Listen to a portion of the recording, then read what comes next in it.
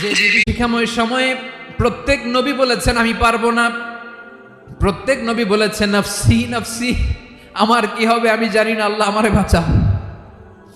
প্রতিটি নবী বলবে নফসি নফসি, আল্লাহ তুমি আমারে বাঁচাও আমারে বাঁচাও। বিশ্বনবী মাথা তুলবেন, তুলে বলবেন রব্বি হাবলি উম্মতি, আল্লাহ তুমি আমার গুনাহগার উম্মতকে বাঁচাও।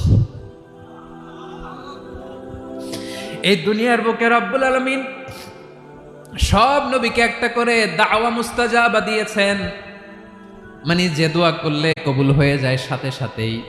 দাও বিহা, দুনিয়ার সব নবীরা ওই দোয়াটা দুনিয়ায় করে ফেলেছে।